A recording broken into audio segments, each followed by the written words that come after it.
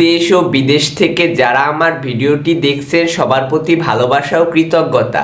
আজকের ভিডিওটি হলো বাংলাদেশ ফুটবল দলকে নিয়ে, যেখানে আমরা হয়তো অনেকেই জানি যে সেপ্টেম্বরে বাংলাদেশ ফুটবল দল ভুটান ফুটবল দলের সাথে দুইটি প্রীতি ম্যাচ খেলবে, যার জন্য বাংলাদেশ দলকে ভুটানে যেতে হবে। যদিও খেলাটি বাংলাদেশে হওয়ার কথা ছিল, কিন্তু বাংলাদেশের সার্বিক পরিস্থিতি বিবেচনায় ভুটান এই দুই ম্যাচ খেলতে বাংলাদেশে আসতে চায়নি, যার কারণে বাংলাদেশ দলেরই ভুটানে যেতে হবে। এই ম্যাচ দুইটি খেলতে বাংলাদেশে আসতে পারে হামজা চৌধুরী, যার জন্য বাংলাদেশ ফুটবল ফেডারেশন প্রিমিয়ার লিগে চিঠি দিয়েছে। যদি প্রিমিয়ার লিগ এটাকে অ্যাপ্রুভ করে, এরপরে হামজা চৌধুরীকে দলে পেতে হলে ফিফার কাছে আবেদন করতে হবে বাংলাদেশ ফুটবল ফেডারেশনকে। এটা যদিও একটি লম্বা প্রসেস, তারপরও আশা করা যায় যে হামজা চৌধুরী বাংলাদেশ দলের হয়েই খেলবে।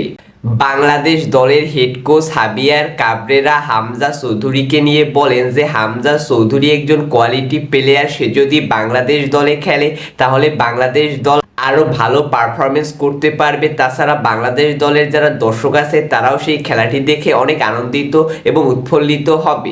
বাংলাদেশ দল যে ভুটানে খেলতে যাবে, সেখানে বাংলাদেশের ভৌগোলিক পরিবেশ এবং ভুটানের ভৌগোলিক পরিবেশ সম্পূর্ণ আলাদা। বিশেষ করে বাংলাদেশের চেয়ে ভুটান আর উঁচুতে, যার কারণে অক্সিজেনের সমস্যা হতে পারে বাংলাদেশ দলের, এবং ওই পরিবেশে মানিয়ে নেওয়া বাংলাদেশ দলের জন্য একটু কষ্টকর।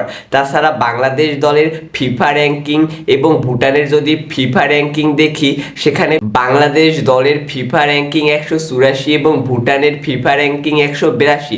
যদি বাংলাদেশ দল এই ফিফা ম্যাচ দুইটিতে ভালো পারফরমেন্স করতে পারে, তাহলে বাংলাদেশ দলের ফিফা র্যাঙ্কিংয়ে আরও উন্নতি হওয়ার সম্ভাবনা আছে। তো আশা করি বাংলাদেশ দল ভুটানের সাথে ভালো পারফরমেন্স করবে, এবং যে সকল বাংলাদেশি ফুটবল ফ্যানরা এখনও বাংলাদেশ দলের ফুটবলকে মন প্রাণ দিয়ে ভালোবাসে তাদেরকে আনন্দিত করবে। এবং তাছাড়া বাংলাদেশ ফুটবলের অগ্রগতিতে আশা করি সামনের দিকে আরও ভালো পারফরমেন্স করার চেষ্টা করবে বাংলাদেশ দলের ফুটবলাররা।